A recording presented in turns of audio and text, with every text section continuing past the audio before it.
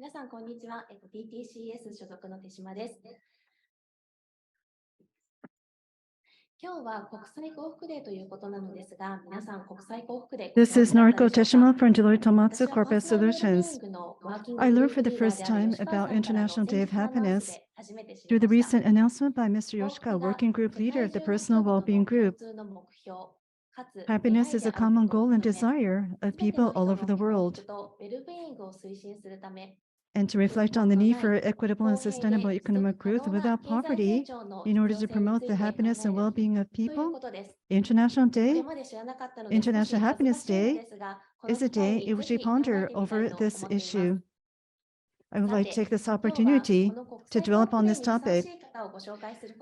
Today, I have the pleasure of introducing a person who is appropriate for this International Day of Happiness. We have educator and philanthropy advocate, Genla Lobsang Phuntsok. I have been researching and reviewing Deloitte University for the past few months, and in the process learned about Mr. Phuntsok's work in the Himalayas to establish schools, transformative education, sustainable development, and social entrepreneurship. And last week, it was in Kyoto that Mr. Lobsang was in Japan to speak at TED Kyoto, and we asked him to speak at Deloitte Tomatsu, and he has accommodated our request. And he is with us here today, and we have asked him to join us at our office in Nijubashi. Let me briefly introduce Mr. Lobsang. In his tender years, he was sent to a monastery in South India, where he studied Buddhist philosophy. He used to be a monk. In the year 2000, he attended the Millennium World Peace Summit hosted by the United Nations in New York, and which has led him to speak in the United States, Canada, and Europe on the universal principles of compassion and education. The three essential elements of the 21st century: heart, mind, and body. On this topic, he has founded Jhamtse International nonprofit organization dedicated to nurturing these essential elements in 2003, and he has established his foundation, which has brought him to 50 countries to share Mr. Lobsang's vision and mission and support the organization. He has been in the United States, Canada, Europe, and even in Japan. He has established the Jhamtse Gatsal Children's Community, which provides a loving home and learning environment for 125 orphans and economically disadvantaged children. And Jhamtse Gatsal means Garden of Love and Compassion.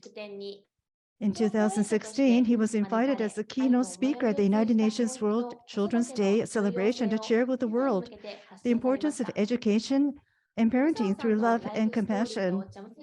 His life story and the days at Jhamtse Gatsal were turned into a documentary titled Tashi and the Monk, which was critically acclaimed around the world and received prestigious international awards, including an Emmy Award. In receiving Mr. Phuntsok, I watched several videos of Jhamtse Gatsal, and I was impressed by the children's smiles and seriousness. Given this limited time, I would like to take this precious opportunity to talk about learning and happiness with Mr. Phuntsok. The lecture will be delivered, and we are joined by Ms. Yuiteska, who will speak about the Himalayan School construction project later on. And this lecture will be delivered through simultaneous interpretation. Please select the language of your choice, either Japanese or English. At the end of the lecture, there will also be a Q&A session. You will be able to ask questions as you post your questions in the Q&A box. I'm sure you have been waiting for Mr. Lobsang to speak, but let's take a look at this video.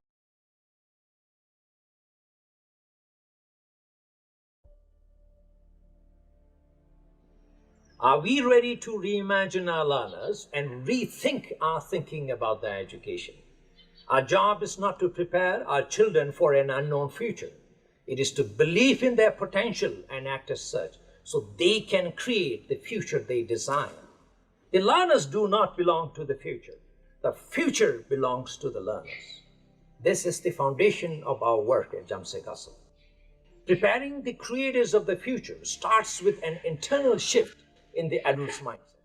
Our education aligns every child's potential, developmental needs, and aspirations with their talents and abilities.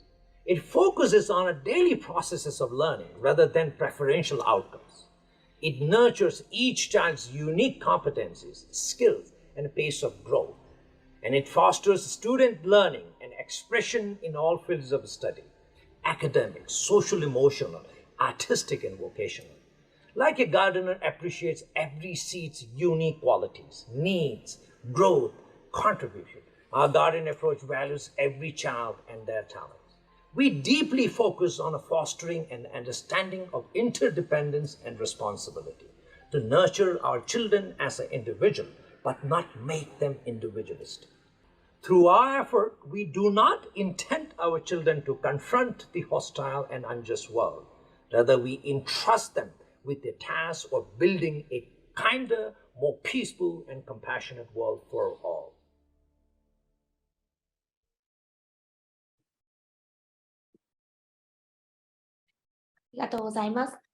Learners do not belong to the future. Learners don't belong to the future. Future belongs to the learners. It's such an impressive word. So thank you very much. So Lobsang-san, floor is yours. Thank you. Thank you so much. I realize today is a very special day. It's a World Happiness Day. I think I'm really grateful to have this opportunity and share stage with all of you. Thank you for the Deloitte and entire team who made this possible and giving me this opportunity to share some of my thoughts, my life and the work I am doing.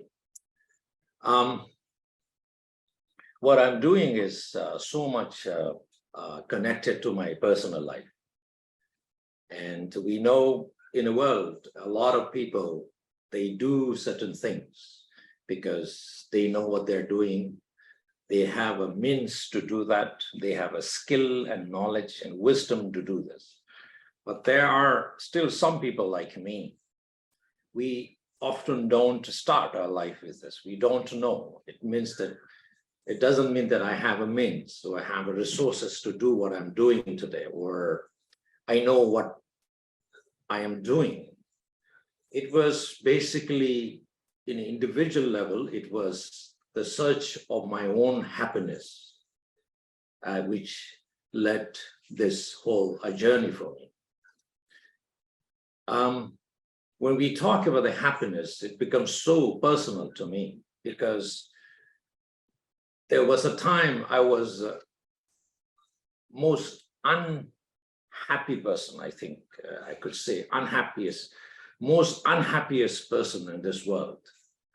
And I understood that how unhappy person is capable of doing, what unhappy person is capable of doing. You know, I think the wounded, unhealed child can turn into a broken adult. And then broken adults can cause a lot of destruction in our world. And I think our world has seen the enough broken adults who brought us so much destruction in our world, violence, poverty, climate crisis. You think of that. And sometimes I think of some of the powerful leaders who can wage a war, unnecessary war, to kill each other and destroy each other. I think those are the manifestation of unhappy leaders or unhappy individuals. So happiness is not really as an individual matter now. The world is so interconnected. World is so interdependent, it is becoming more and more obvious. So one individual's unhappiness can become the cause of disaster for entire world. So I had that experience. If I grew up as a unhappy child, a unhealed and wounded child, and I could eventually turn into broken adult, and I could create a lot of destruction for everybody. So at a very young age, I was sent to the monastery by my grandparents. I joke, but I think it's a fact also. There are basically two kinds of people go to the monastery.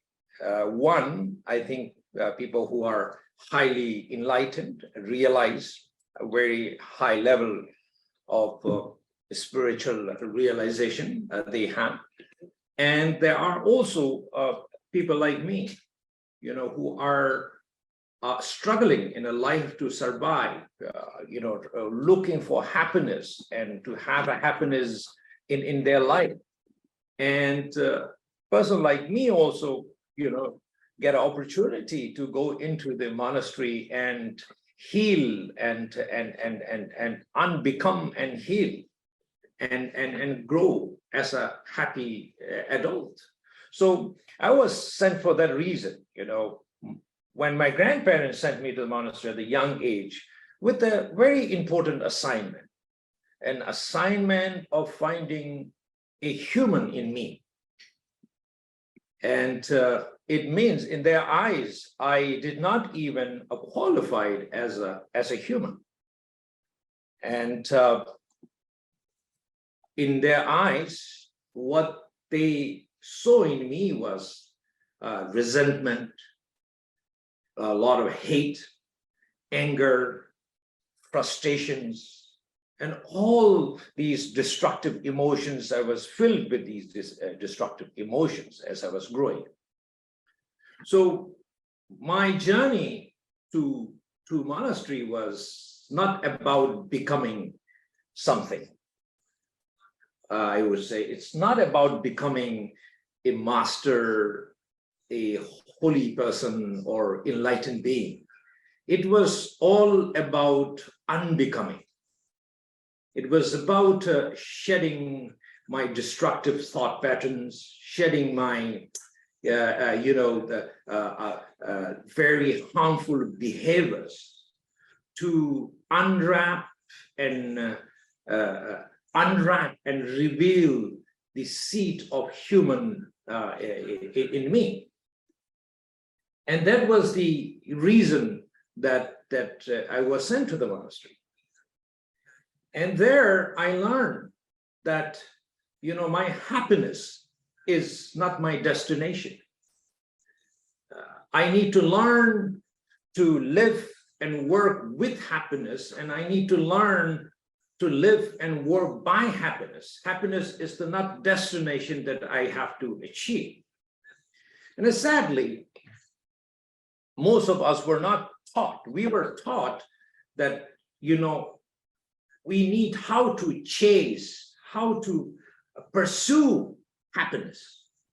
And this is what I see that most of the world is doing in the schools or in even the, family or society. We were always teaching our children, and we were also taught in that way, happiness, we are the chaser of happiness. We have to chase happiness. We pursue happiness.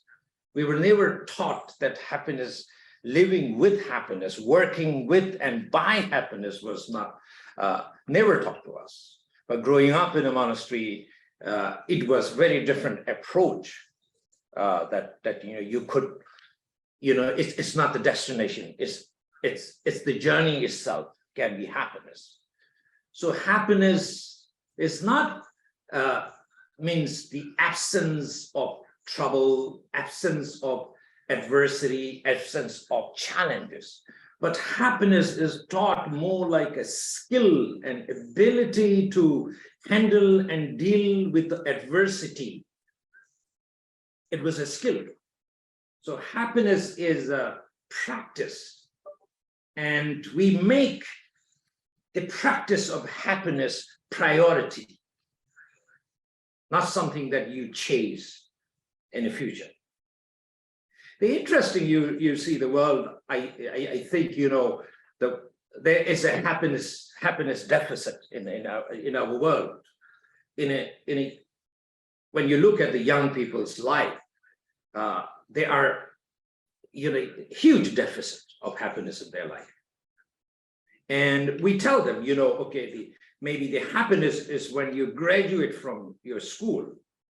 And for, you know, young generation, or maybe we did the maybe same. We never ask the people who already graduated, are you happy now because you graduated? We forget to ask that. And then when we graduate from school, then we will say, oh, now if I go to some of the very famous and, you know, the Ivy League universities, and then I will be happy. And then even again, we go to these universities, we get a degree. And then again, the happiness is way beyond our reach. And then we'll say, oh, now if I get a high paid job and, you know, good big house, you know, a luxury car, then I will become happy. And then we forget to again ask the people who already have this, are you happy? We forget to ask them. And then eventually many, I think, achieve that. And then it's okay, maybe I need girlfriend or boyfriend and have a family and children, and then I will be really happy. And eventually we all do. You see, every step in our life is we become the chaser of happiness. There is a huge distance, a gap between us and happiness. We were never taught the happiness is a journey itself, is a happiness. We are not happiness chaser. We are happiness. We have to create the happiness in every moment, whatever we do. And then, you know, you get married, you get a good job, you have a big house, children, and then you say, oh, I need to retire. I think then I will achieve happiness. Then we retire, and then again, unhappy. Happiness is again. And I don't know after retire what we do, so I'm not retired right now, but I think. And then, you know, you keep chasing those. So this is two kind of people in the world. One is a happiness seeker or happiness chaser, or one is a happiness creator that you need to learn to create. You need to learn how to make happy. So this was the one thing my own life, you know, was going through very, very rough patch. And I share this openly. People ask me, how unhappy you are when talking about, like, are you happy because you cannot have a nice coffee or you cannot have a nice ice cream? I know, so unhappy that in my life, I tried to commit even suicide for 3-4 times. Very fortunately, there was always somebody who actually protected me at that level of unhappiness I'm talking about, you know, and how, and going into monastery, learning these skills, and, you know, where happiness is more taught to you as a skill, is a practice. It's not the destination. The happiness is a journey. So growing up, I have seen so many young children. They are like me, like a Lobsang. You know, they are like going through very similar challenges. Yet they struggle to find a place to unbecome, to shed their destructive thoughts, and where they could not find a place where they can learn how to be happy. They can learn happiness. And we do have schools. We do have great schools. I think we have many good schools, but schools not necessarily teach these things. And schools are also, most schools are, what I understand, is they are interested in, you know, accepting only very good and very smart children, so they can turn them into the great students and best students. Unfortunately, most of the children in our world, they do not start their life with a good condition. So naturally, they become uninvited, unwanted children at very young age. My concern is, okay, one could argue and say, oh, it's not our business. It's life. We cannot do anything. And what I see, the connection of the unhappy child, unhealed, wounded child, eventually turning into broken, very angry adult. And that angry adult can cause big problem to our world. If we wish to see better world peace, then we need to work from school level, not at the United Nations. United Nations never able to brought a peace to us, and it will never succeed doing this. They have their own agenda. We all know that. What if a genuine people, if we genuinely care about peace and well-being, peace, then we need to focus on the well-being and happiness from the very early age, from the school. The happiness and well-being has to become most important subject in our school. So these are my belief. So in 2006, I come up with this crazy idea of these thoughts and one question: can school become a place to heal, unbecome and heal young wounded hearts and minds? In other words, can school make well-being of children and educators, happiness and well-being of children and educators highest priority? What happens if we have happy children? What happens? Imagine having very happy children and happy teachers. We don't see much of these things. We have seen unhappy children and unhappy teachers, what they can do, what they can bring. But we did not see what happy children and happy educators can bring to our education in our life. With that question, so I started in 2006, the learning place called Jhamtse Gatsal Children's Community. The Jhamtse Gatsal in our language means the garden of love and compassion. I call it the school of unbecoming, a school of unbecoming for the uninvited and uninvited and unwanted children. So it's been now 18 years. And some of the interesting thing that I could say the unexpected, maybe the result of happy children and a happy teacher or happy adults is the happy children can do even impossible things, and they can achieve impossible things if they are happy. They can do things that we could never imagine. But an unhappy child can complain even the smallest thing. They cannot do it. They complain. So that's the hue. So in 18 years, we are being in a very remote Himalaya region next to Bhutan and Tibet. And our children are coming from trauma, a very similar background, like me. A lot of trauma, and first generation who are going to the school, and we are constantly every year struggling to find enough teacher in our school because of our limited resources and the remoteness. But in last 5 years, our children are always securing the best performance in academic in our district level. And every year they perform the best coming from the region. So the secret is, there's no secret. The secret is happiness. So we teach them happiness is not the destination.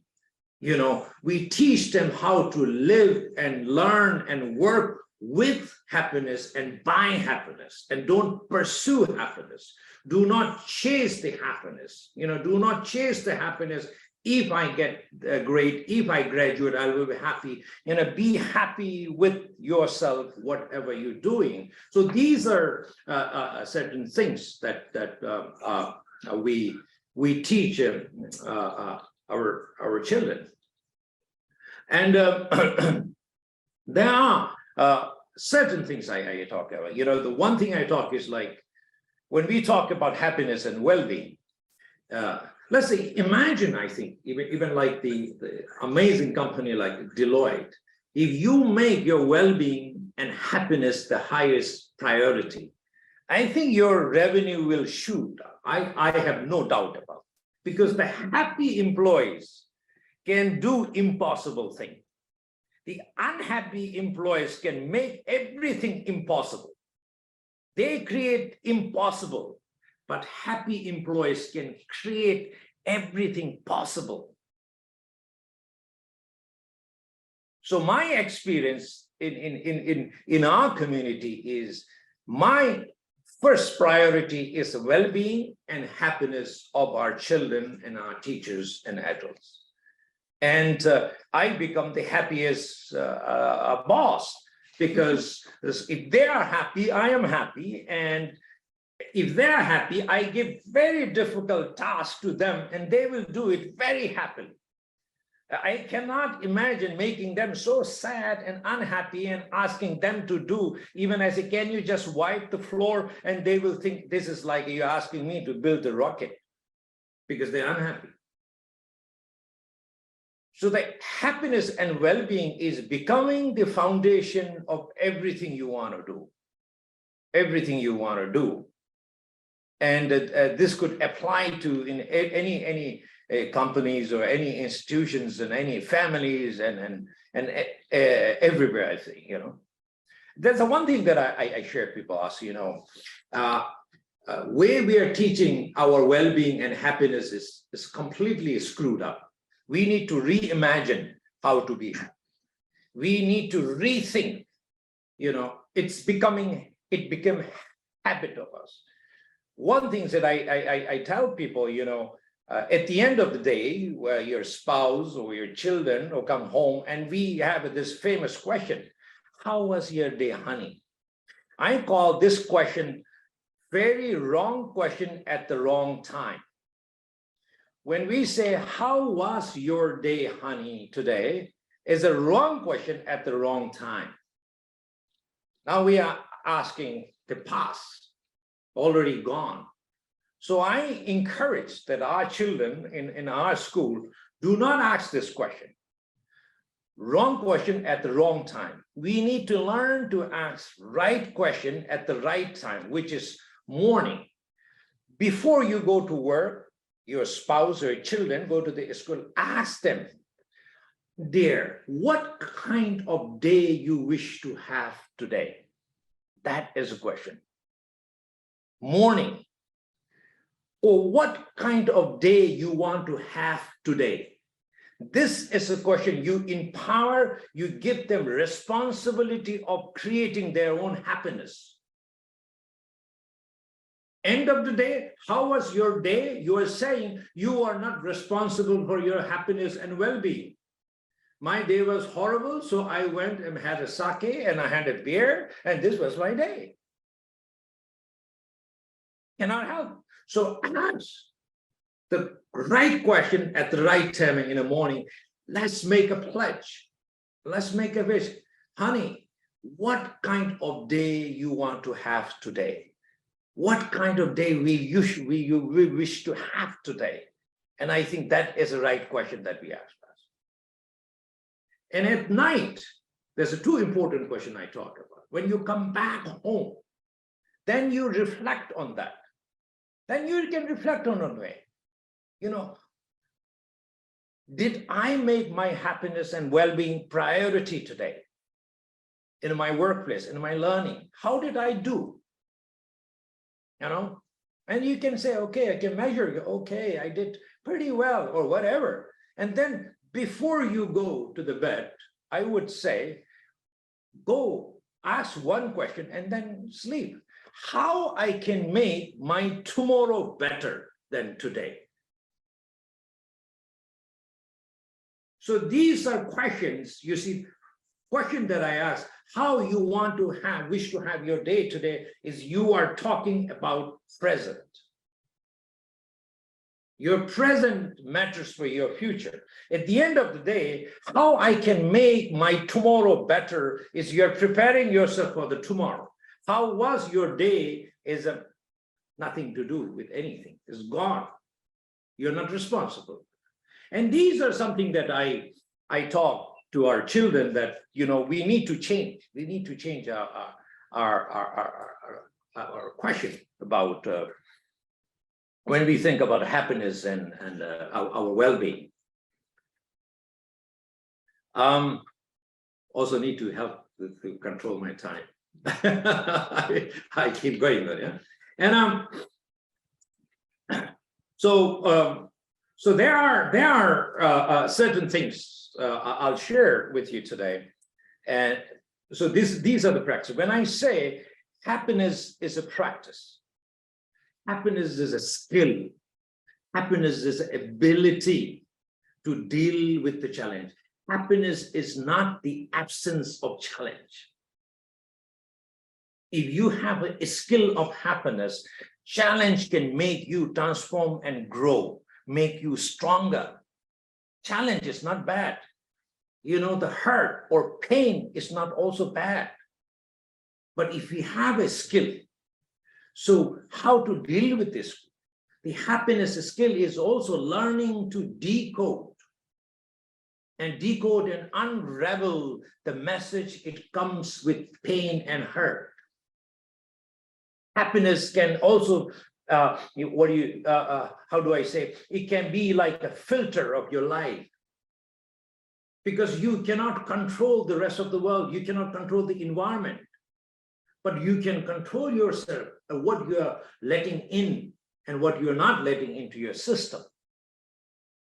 If you learn to skill to have a decode and unravel the message, it comes with the pain and hurt. And then keep learning to keep the essence of that situation, and rest is useless. You don't need to throw it. Don't live with this. It's going to be very heavy. You live. Just take the essence. In other words, take the lesson from that pain and hurt. Rest, let it go. No use. So happiness is a skill. Happiness is a choice. If you make it your priority in your life, then happiness increases. It doesn't matter situation, what's happening around you. You have a control about way you want to live your life. It's very empowering. If we wait for the rest of the people to make us happy, it's very depressing. It's very depressing. And you need to decide what you want to grow inside you, what kind of garden. As I say, we call it garden of love and compassion. You want to grow love and compassion, or you want to grow unhappiness and hate and anger and frustration? Choice is ours. We need to, which you want to feed? You want to feed happiness, or you want to feed unhappiness? I think we should feed happiness and we should starve unhappiness. Let's starve unhappiness. Unhappiness become weak and weak and weak, and finally it will disappear. Keep feeding happiness. Keep feeding joy. We could do that. We could do that. We have to just do it, practice. I remember this beautiful story of, excuse me, is a Native American story.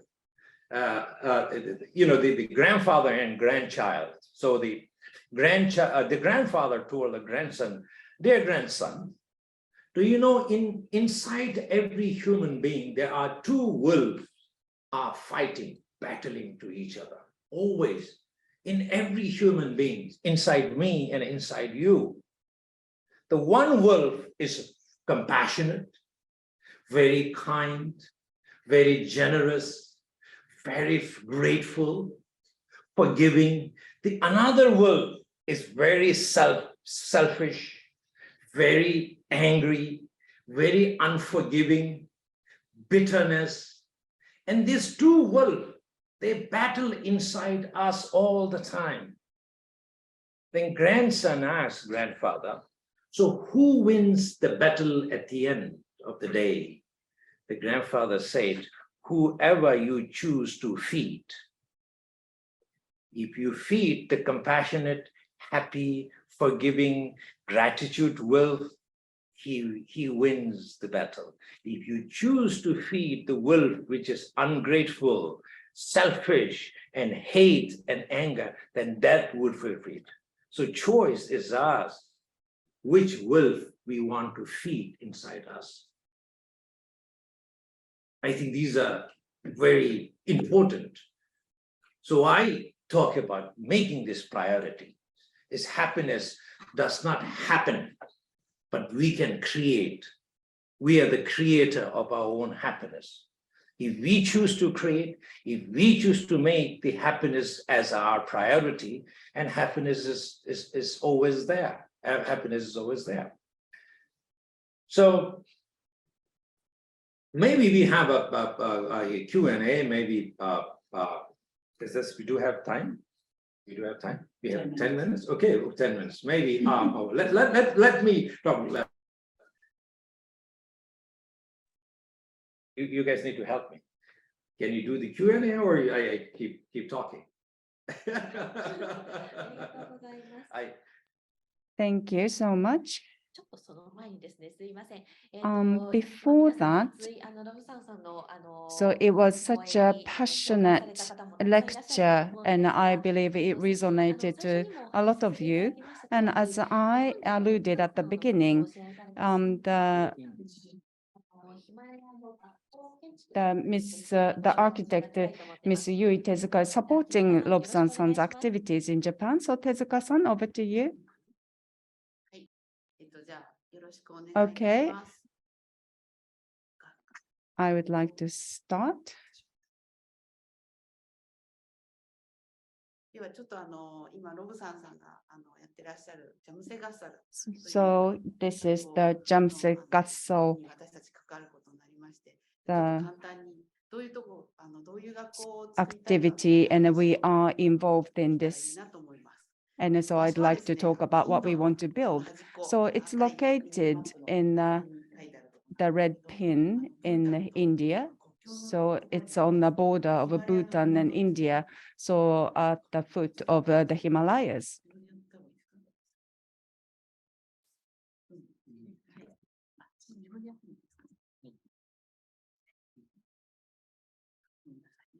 で、そのこのジャムセガッサルってタワンっていう So Jhamtse Gatsal, ルナチャル it's located in this state. 一番近い空港からもう500キロぐらい離れた It's ところ about 500 kilometers away from the nearest airport.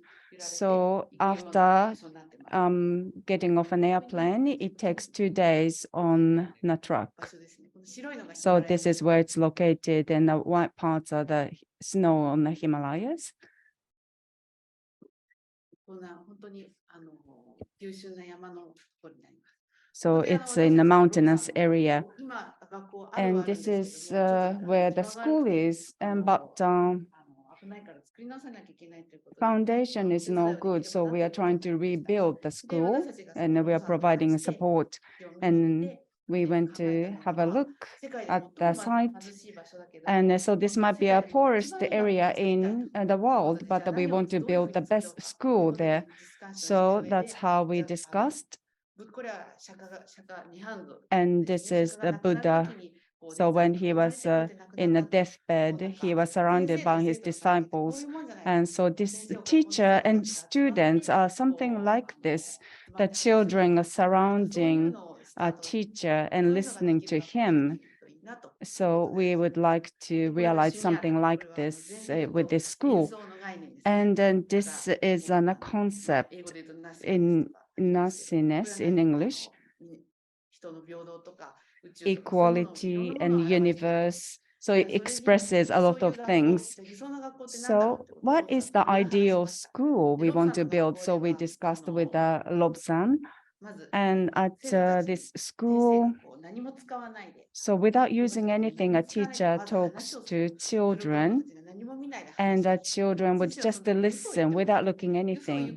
So sometimes the teacher lies, and then that might trigger children's thinking, and the pupils, they will read the textbook and they talk to their friends and they try to understand, and then they would conduct sharing, or they engage and think how they can leverage that.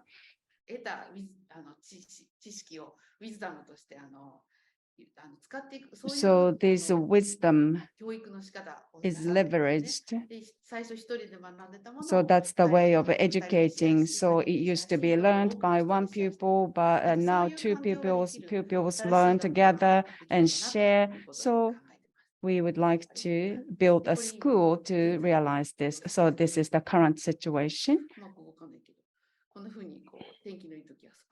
On a fine day, outside, they discuss and surrounding a teacher. And how do we apply this in the classroom? And with the students in my lab, I have studied. So with some students, and we came up with different ideas, how to encourage, different opinions and ideas with a small group and a large group. And so we are going to combine those ideas. And so this is how it's going to be shared. And then incorporate this in a larger school building.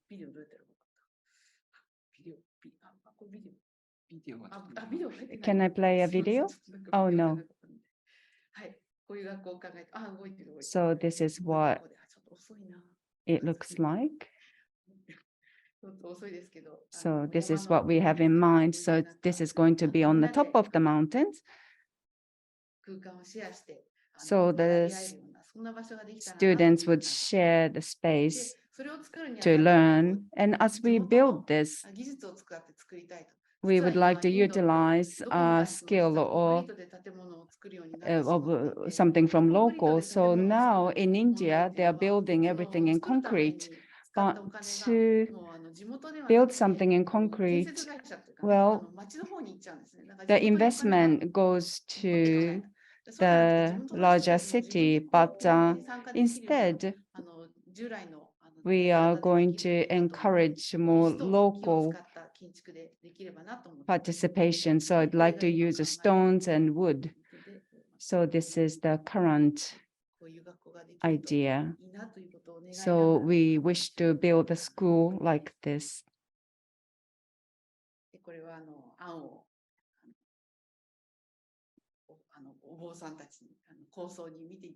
So we asked the high-ranking monks to look at our idea. So we are putting our heads together with the Lobsang to build the best school in the world. Thank you. It looks like a nicer school than where I graduated. So it looks like a very, exciting building. Okay. Then there are some questions raised prior to the session, and also there's one on the Q&A section. So I'd like to ask Lobsang-san to answer those questions. And the first question we have received on chat. Happy employee can do the great things. As a baby step, how can we ensure our teams is happier? Oh, I need to remove this. Okay. Can you? Okay. Can you now? One more time. Can you repeat that question, please? Sure. Strongly agree with your statement. Okay. Happy employee can do the great things. Yeah. As a baby step, how can we ensure our team is happier? Very good question. You see, when the team is built by individuals, you cannot make the unhappy individuals cannot make the happy team. So it always has to start from individual. So I talk about, I'm a former monk, but I don't talk about the meditation much. I talk about me dating. It's not meditation, not meditating, me dating. It's like a dating with your girlfriend or boyfriend. You know, what we do when we date, you know, the first date or second, and maybe, I don't know, after you get that girlfriend or boyfriend that you don't care much, but what I see is when you first date, you know, you put yourself the best, you know, you want to put your best clothes, yeah? You want to say the best word that you can, like, you know, say, and you want to give the best smile, and you want to take your girlfriend to the, it's she or he, man. It doesn't matter. And you want to take your girlfriend or boyfriend to the best restaurant, the best food. You want to start and do everything best to win the heart of your girlfriend or boyfriend. And this is how you do. So what happens is we need to date first with ourselves. We need to take ourselves for a date, not with the girlfriend or boyfriend. Put wonderful thing. I mean, Japanese, I see, you guys are amazing, very fashionable. But I feel like now I need to become a little like a Japanese, you know, wear the best thing for yourself, not for the others. And take yourself for the date. Pick one nice restaurant, just book for yourself and sit there. You know, say something to you. Wow, you are so beautiful. You're so handsome. How come? Talk compassionately, positive about yourself. Think positive at the same time. Put your thoughts, your speech, and your behavior 3 into 1, and then date with this. Make that habit. Happiness practice of happiness has to become habit. Once it becomes the habit, then you have no problem. But it takes time to make it habit. We have a habit of being unhappy. We say things about ourselves, oh, I'm ugly, oh, I don't look good, I'm not good enough, I am that. Those need to unbecome. We need to shed those. It's not true. We need to shed those. We need to unbecome the unhappiness, and we have to become happiness, from the unbecoming to the happiness. So it has to start from, you know, the baby step is that you need to think the first thing is to start with dating with yourself. The me date is important. If I know hard to find, I take every day. I've been so excited about Japan. I didn't get much time for the me date, but every day I take 2 hours to date with myself. And I'm serious. I know you're laughing. I'm serious. You know, I just said, do not disturb me. And my colleagues and children would know. I said, every evening I date with myself. I say, everybody knows, oh, this is Lobsang's dating time. Nobody should go. 2 hours, do not disturb me. Unless it is emergency, because I am dating with myself. You know, so important to give a time for yourself and say something wonderful, do something good for yourself. And those are not difficult. Those are very powerful, tiny steps, which you will see soon how you as a person growing and happier and happier and happier. You know, the unhappy person is doing the same thing. You just need to switch and do the opposite thing. Oh, I am ugly. Say, wow, I am handsome. Doesn't matter what the world thinks. It's not about the world. You don't want to give your happiness remote control to the world and say, you decide whether I should be happy. And this is what we do, yeah? We do, yeah? We give the remote control. the happiness remote control and unhappiness remote control to our colleagues, our family member, friends. And then you tell me I should be happy today or unhappy today. And depends upon their mood. They will press most of the time unhappy button. And we are like, oh, he said that to me. She said that to me. Oh, I looked that way. No, take control back. I said, I want to be in charge of my happiness. Nobody can take away my peace and happiness without my consent, because this is my property, most important property, peace and happiness. I will not let anybody to take control of that. And then every night you date with yourself.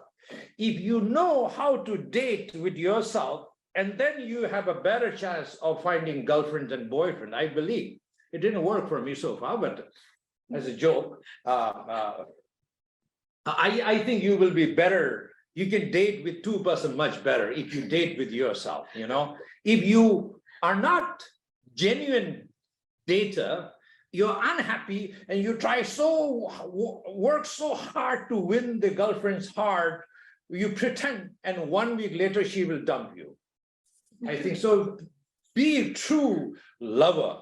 You know, you love yourself, and your love will resonate to her or him, and your love will pull that person towards you. You don't need to work hard. You don't need to work hard. I think look is a different thing. I think if you are true lover to yourself, and your love is powerful enough, even you don't have a lot of money, even you don't have a very luxury car, big houses, big salary, I think your love is more than enough to win the love. If you're looking for the love, if you're looking for the fancy car or building, then you have to do other things. So these are them. Start with the me dating. Start dating with yourself.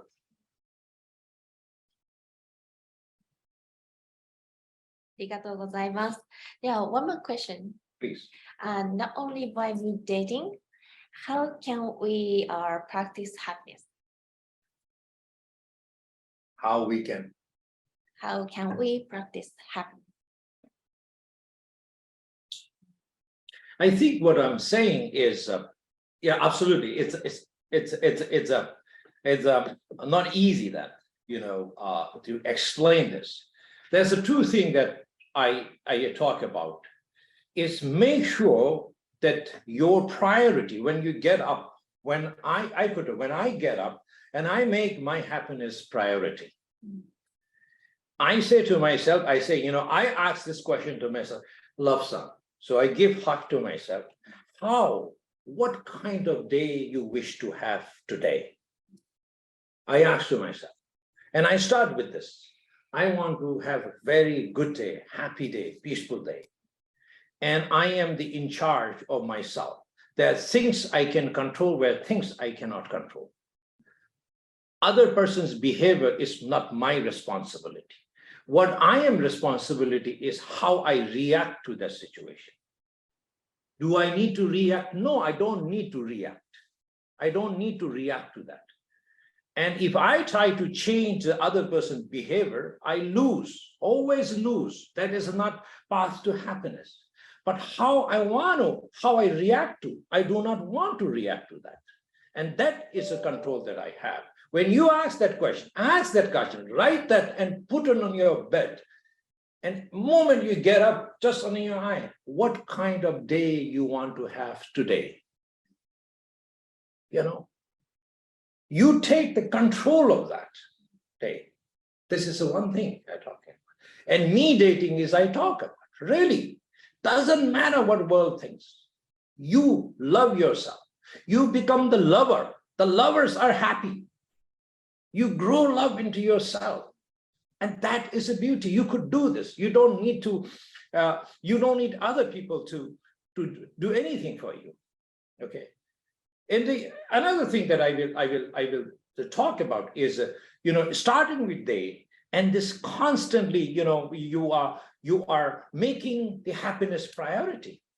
At the end of the day, excuse me, what I talk is another sort of meditation, what I call the emptying your mental trash can.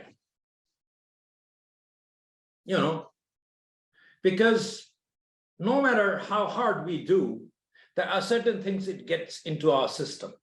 Oh, he said that, or my colleague did this, my boss said that. Somehow certain things, it gets into our system and we become very sad. We lose our peace and we struggle with this. And what we do is, you see, when we go to back home at the end of the day, and we know that we walk in many places, dust, dirt, and we always take a physical shower. Moment when we take a shower, just simple shower can make you 80%, 90% relax. If people never take a shower, they would never believe to me. But since we take a shower, we know the power of, 5 minutes shower.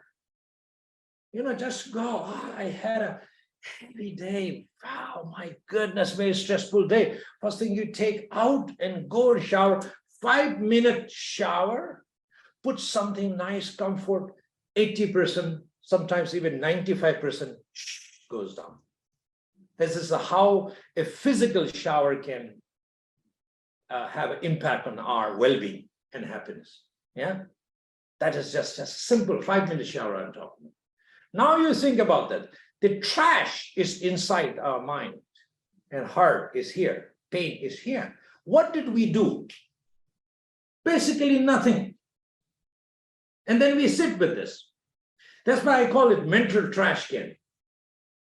If we have a trash can in our kitchen, the first day you put the leftover food or trash there, first day it will not stink much. If you keep for 3 days, and it will stink, and the entire house will be stinky. But we are inside our mind and heart that we are keeping so many other people's trash. Yeah, we become sometimes a trash can of our family member. He or she is angry, they will say something, we say, okay, throw at me. We throw it, we hold it here. Sometimes we become the trash can of our colleagues, our boss, friends, society. Keep collecting all this trash and we don't process that and we keep that. And impossible to become happy if we store those trash here. Yeah.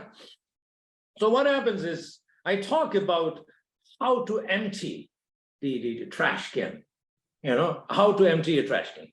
So before you go to the bed, take a shower, take 10 minutes, and do simple breathing meditation.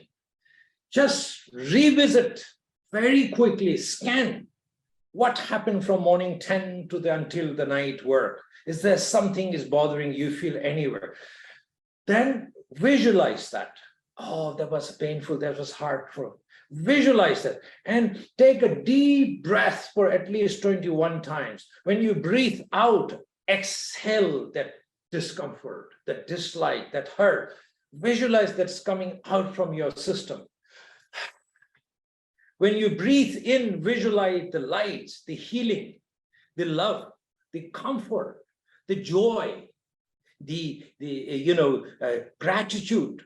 You breathe in and it goes into your system and it heals. Breathe out, do this, 21 times. That's mental shower or emptying your trash can. More you do, you will feel the impact of how powerful that mental shower is, the powerful of emptying the mental trash can, because it can take your memories, your heart space will take entire space, memory, your heart space and your mind space can take away by the trash people are throwing at you. Your society is trash, family is trash, friends trash, colleagues trash, work trash, and you are holding everything. And there's no space for you to be happy.